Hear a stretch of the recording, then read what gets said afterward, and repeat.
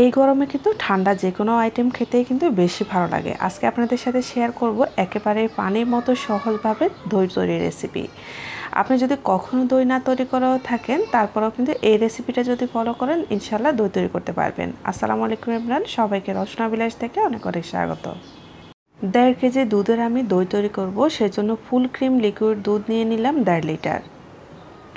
আপনি কতটুকু দই তৈরি করতে চান সে অনুযায়ী কিন্তু নিয়ে নেবেন। আজকের রেসিপিটা কিন্তু আমি 1.5 লিটার দুধে তৈরি করে দেখাবো। চুলাটা ধরিয়ে নিয়ে দুধটাকে বেশ কিছুক্ষণ জাল করে ঘন করে নেব।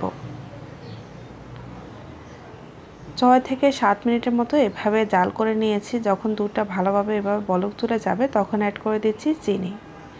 যেহেতু মিষ্টি দই তৈরি করব সেজন্য চিনির পরিমাণটা একটু বেশি করে ব্যবহার করলাম। এখানে 1.5 কেজি দুধের জন্য আমি 1.5 কাপ পরিমাণ চিনি ব্যবহার করলাম। এতে কিন্তু একেবারে পারফেক্ট মিষ্টিটা তৈরি হয়। চিনি দেওয়া হয়ে গেলে আমি 6 থেকে 7 মিনিট এভাবে দুধটাকে ভালোভাবে ফুটিয়ে নিচ্ছি। এতে করে কিন্তু দুধটা অনেকটা ঘন হবে আর দইটাও কিন্তু খেতে বেশ ভালো লাগবে। চাইলে কিন্তু এখানে আপনারা কিছুটা পাউডার মিল্কও ব্যবহার করতে পারেন। আমি আর করলাম না। এখন চুলার আগুনটা অফ করে দুধটাকে ঠান্ডা করে নেব। আর দইয়ের বীজ হিসাবে এরকম আমি একটা কাপ দই ব্যবহার করছি।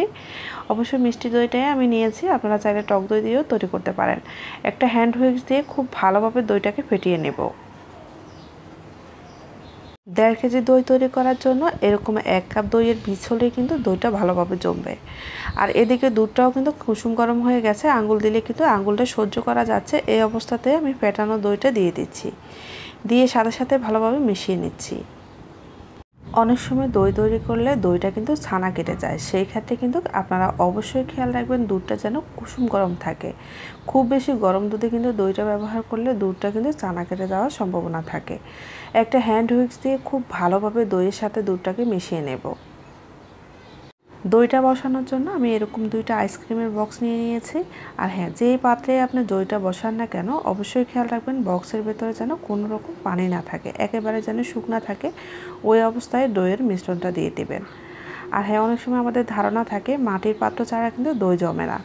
আপনি এভাবে যদি দই তৈরি করেন যে কোনো পাত্রেই আপনি দইটা তৈরি করতে পারবেন। এখন এই অবস্থাতে আমি ঢাকনা দিয়ে দিব।